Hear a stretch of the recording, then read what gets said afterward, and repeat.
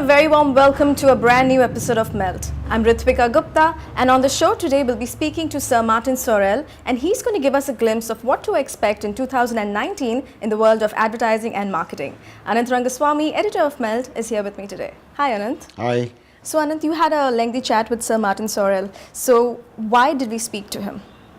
Well, Martin is, as far as I'm concerned, the ultimate mover and shaker in this business. He's the bellwether, he's the one who defines where advertising and media is headed.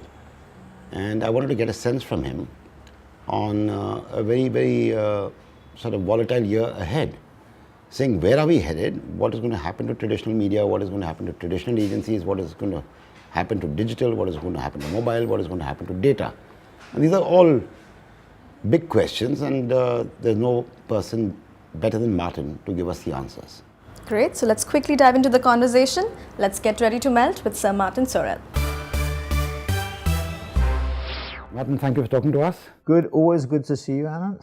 So I want you to take out your crystal ball and tell us what's going to happen. I wish I knew. Yeah, well, you know more. Tell you what happens going to work. No, I don't think any fortune teller knows, but they make good money out I of had it. a fortune teller over the weekend, actually, in Udaipur. Yes, I had my hand. But it was all good news, actually. I was rather worried. Fantastic. So tell us what's going to happen in 2019 in this world of advertising and communication. Well, actually, the market seems to be, or the experts, so-called experts, seem to be divided. I saw IPG was sort of a little bit more bullish about 2019, and WPP was a little bit more negative. Maybe that's a reflection of what's happening to the relative, but relative fortunes of both companies. I don't know whether it influences the forecasters anyway. But I think 2019 we have no mini or maxi quadrennial. There are no Olympic events, World Cup events, European Cup, political events. I mean, the US, starting will boringly go around the world, I think, in terms of my thoughts on it. US should be okay, but of course the trade war.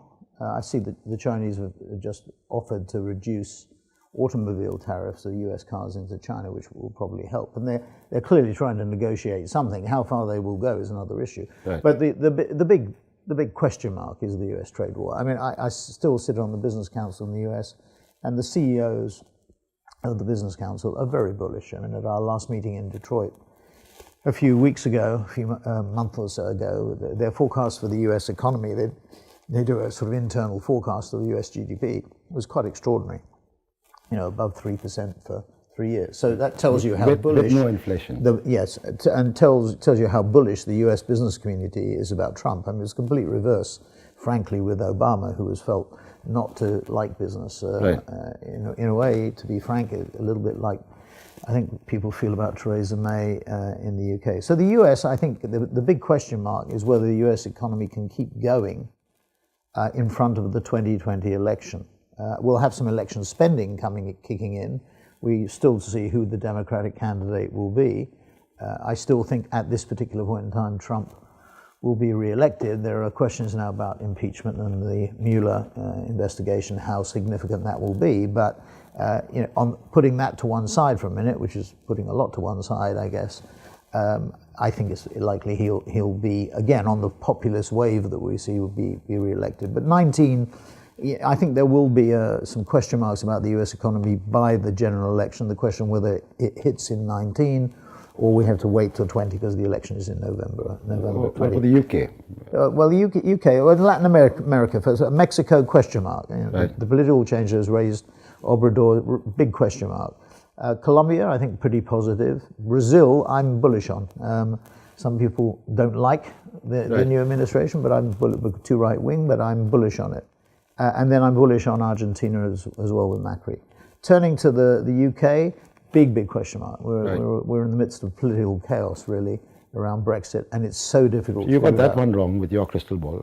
Well, yeah, I did. I got two things wrong. I mean, Trump, one was puzzled by, and at the time, not now so much, and of course Brexit, but both were on the populist wave, and we've seen similar things in France. I mean, who thought Macron would be in the trouble that he's in Germany, Angela Merkel moving on, Spain, Italy, left and right wing coalition, And then Spain, question mark about the government there, and Catalan independence, question mark. So I would say UK next year will be a difficult year, I think, because we'll have to see what happens, whether there's a hard Brexit, whether we remain. I mean, we're now told by the ECJ that we can withdraw. We can withdraw the Article 50 notice. So who knows what the hell's going to happen? I mean, it's very difficult for us. I would say it's going to be a difficult time. We're going to have to adjust our economy to, in my view, a Singaporean model, a low tax, maybe low regulation, light regulation economy, which encourages companies. Is that your wish or your? That's my wish. Right. Our patterns of trade are going to have to change, Anand. I mean, our patterns of trade are with Germany, France, Italy, and Spain, basically. That's where I think 40% of our trade takes place. We're going to have to be more Indian, more Brazilian. Right. Russian is probably out of the pale at the moment, and of course more Chinese, and that's going to demand a real radical shift in attitude and activity in the UK. France, Germany, Italy, and Spain, I think, is not going to be easy in 2019. I think okay, but not easy. Eastern Europe, I still remain bullish on because of population size in Poland, and even I have a hankering after Russia, although. Sure. That's probably persona non grata at the moment. The Middle East, very volatile. Lots of opportunity, particularly in Saudi, but given recent events. And Qatar. Or the event. Yeah. And Qatar. Well, given events in Qatar and given events in Saudi, big question mark there. Africa remains an enigma. 54 countries, 55 countries. A lot of fragmentation. Nigeria is the obvious one. Egypt is 200 million people, 90 million people. South Africa offer a lot of promise. Maybe South Africa is changing a bit, but there are going to be some bumps. So I would say Africa remains difficult. We've seen companies try and build their businesses in Africa, and they've had great difficulties. And I've noticed the multinationals, I think, sort of pulling back from Africa because the volatility and fragmentation is so not great. Something on micro investing, VC investing, PE investing, yes. Finding small businesses, relatively smaller businesses. Yeah, with driven by technological disruption. I mean, sure. Very, very powerful. Turning to Asia Pacific, Japan, will potter along. WPP, for example, is now completely out of Japan. I mean, it didn't even take up its chance to get 20% back of ADK, which Bain Capital offered it. It's apparently declined that. So, WPP is out of what is the third largest economy in the world, which is a bit bizarre. But Japan, I think, will soldier on, but at relatively low growth rates. China remains, in my view, that's what's slowing down, isn't it? Yeah, well, President Xi wants higher quality growth. I mean, there's an issue here. I mean, the 13th five-year plan was about better quality growth, maybe not so much quantum, consumption rather than savings, and then a healthcare safety net, because the reason why people save is to save, for their parents, old age, and old age and illness. So trying to get people to focus on consumption. I still remain very bullish on China. I think the technological surplus they have, if you like, we miscalculate. I mean, if they did steal IP, which they probably did, now the horse is out of the barn. Putting restrictions on IP at this stage may help to some degree, but it's been done, right. And they have technological leadership in some areas. You see the sort of drone technology, some of the AI stuff that they're doing, that some of the VC people have been talking about. It's quite extraordinary. Telecoms, I mean, Huawei, with all the controversy surrounding it, with its CFO being detained in Canada, with being restricted in Australia or in the US. Despite all that, if you visit the 50,000 people in the Shenzhen campus, it gives you out of 200,000 people all in one campus. So China, I will remain bullish. GDP growth is around 6.5%.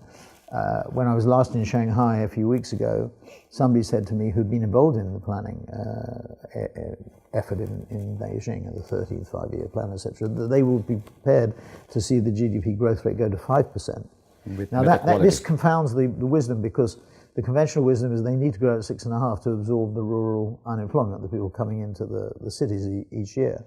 And the theory was that if it slipped below 6.5, political stability was it was an issue. What's really interesting, maybe 5% on 12 trillion, Right. is more than 2% so on well, 6.5 or 7.5 or 8 on 4 trillion or 6 trillion or whatever.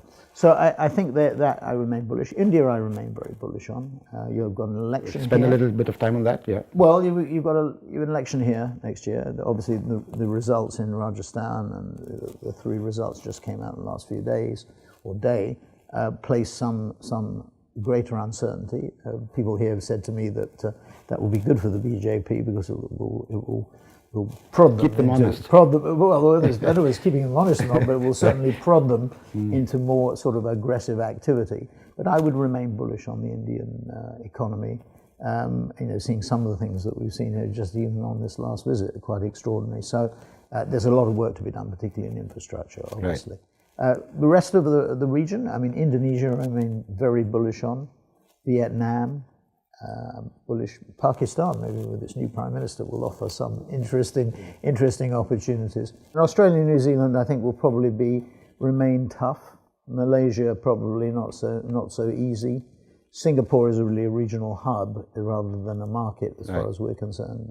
So that's, I think, broadly what I see. All in all, you would see advertising growing maybe at around 3 to 4%. That's sort of roughly the numbers that people are talking about for next year, similar to this year. But of course, the agencies are not growing as much. And the big question is, why is it that the agencies are not growing as fast as GDP? You talk to the analysts, it used to be that the agencies would grow if advertising was growing at 4%. Agencies would grow a little more than the GDP. Or GDP was growing by 4%. Yeah, maybe in the very old days it was more because the fast growth markets like India and China, etc., were growing faster, and the mature markets would grow at GDP rates. Now what you see is the under-branded markets, and I would argue China and India, for example, are under-branded. Are still sort of growing maybe at GDP or maybe a little bit better.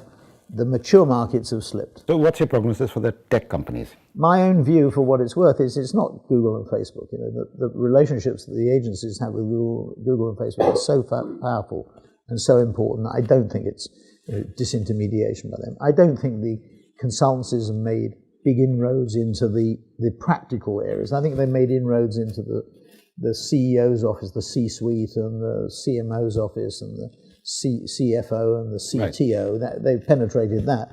And the agencies are not as strong at that level as they used to be, maybe.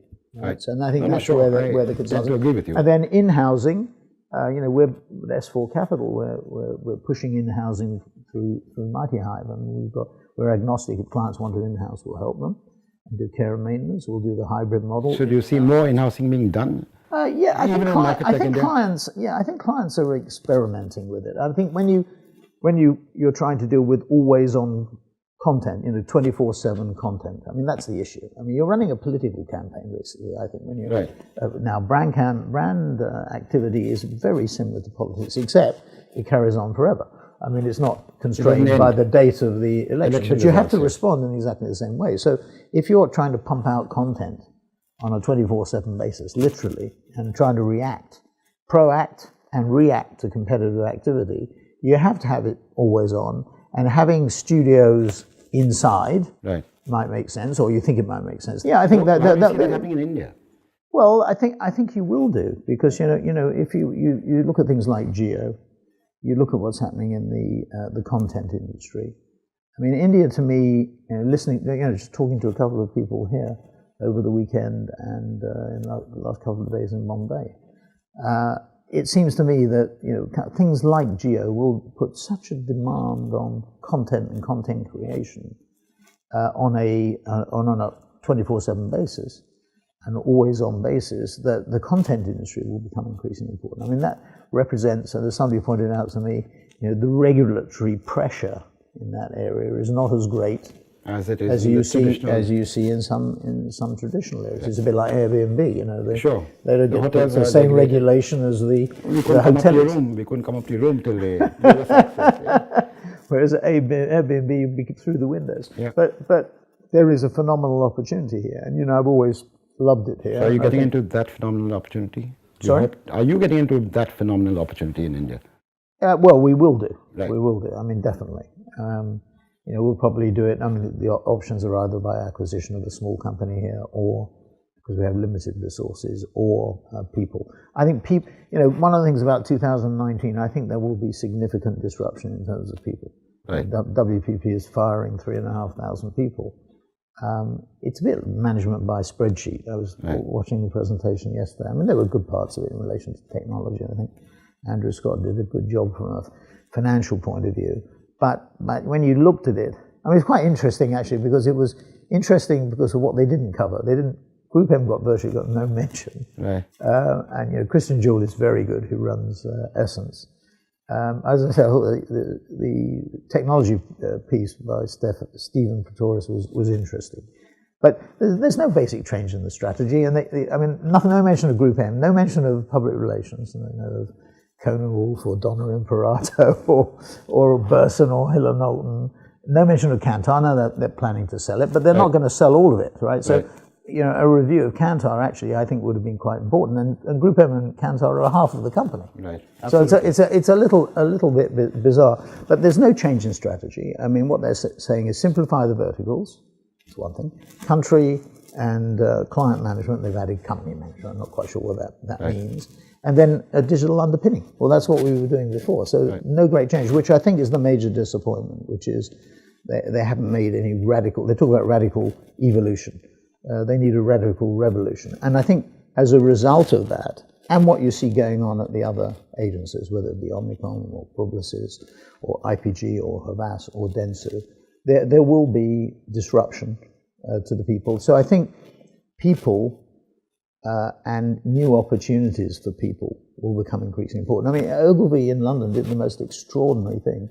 They offered everybody voluntary redundancy, which I've never heard of before. Maybe it has been done before, but of course the people who take voluntary redundancy are the good people who can get jobs elsewhere. Apparently 50 people took them up on it. I don't know whether they're the 50 best people, but it sends a terrible message, I think, to clients and a terrible message to people. But the point is that I think there will be disruption in the industry. There are so many question marks. There's question marks about the Facebook and Google. There's question marks about the consultancies. There's question marks about in-housing. That it's making people feel that the prospects for the industry are difficult. Over this weekend, I met some of the private equity people and the investment institutions who are here at this time.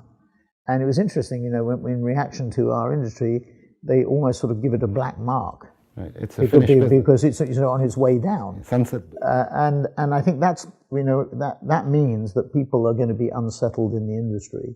Which means, and you don't get talent coming in.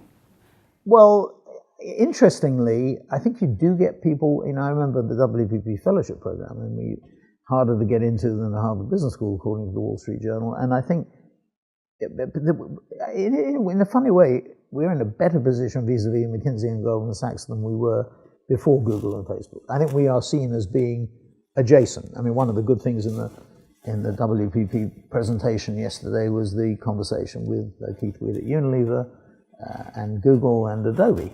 Right. And I thought that was interesting of itself. And it shows with our contextual relationship with a Google, with an Adobe. I mean, Salesforce, Oracle. So the consideration set is beautiful. Apple, Microsoft, Amazon, Google, Facebook. I mean, all these kind of Alibaba, Tencent, those are the 10 companies where I think we work with them.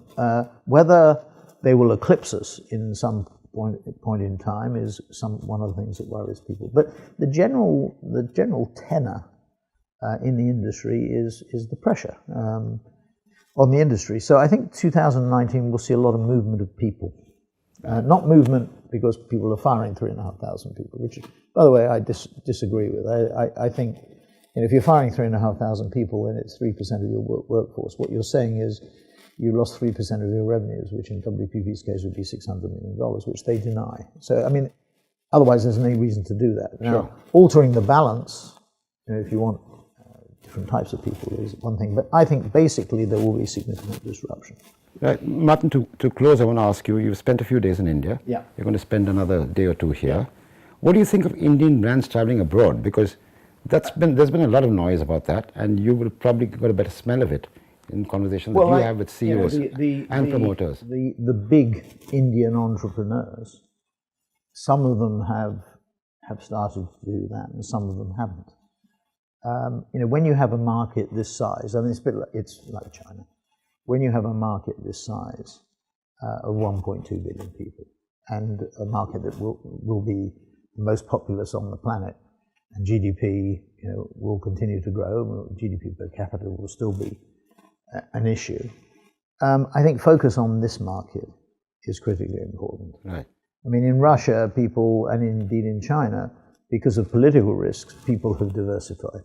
They've moved their money, or they've moved themselves, their families, to the West Coast. In case of China, it's more de-risking than anything else. Yeah, it's de-risking. Right. I'm not sure that that's an issue here. It may not be, but I'm not sure that's the issue. The issue here is, you want to exhaust the opportunities in the domestic market. There's still a lot to be done here, in terms of education, in terms of infrastructure in all senses, hard infrastructure and soft infrastructure. Having said that, there are some really good examples. Mahindra would be one example of companies that, Tata would be another. Not so much Reliance; they seem to be happy with the domestic boom on domestic, but that will come. Right. That will come. But so I would say, Hero is another good example of a company which has gone abroad and significantly and made investments abroad. But it will come. I mean, it's my view, it's inevitable. I mean, it's inevitable. This whole fight between the US and China is the fight as to who's going to be top dog. Right. This go back to the early 19th century, China, India, what we call the BRICS and Next 11, or what Jim O'Neill called the BRICS and Next 11, were 40% of the world economy. And then, the Chinese believe they were on the wrong side of history for 200 years. They're right. And it's a blip in history, right? And they think about it long term. So you have to think about it in that context. And, I think it's inevitable being promising. But I think Modi has made a difference. I think, some people applaud him, some people don't. I would be on the side of applauding him, because I think he has given India much more prominence. It's a bit like Piyush becoming worldwide global creative director for Ogilvy. I mean, it says something. Or getting the award at Cannes, he and his brother. So it puts India much more on the map. And for a company like WPP, I mean, our business here is very, very strong. I mean, the market structure here. Their business here. Sorry? Their business here. Yeah. You said our business here. So well, I'm still a shareholder. I still own 2%. I still own more than the board put together. Fantastic, Martin. So, thank you so much, and I hope to see you soon. Thank you for this. I hope to see you soon in India. You will. Don't worry. I think I'll be back in March. I don't know about a lot more of me, but I'll be back in March. And that was Sir Martin Sorrell's prognosis for 2019. And here's presenting the MELT cheat sheet.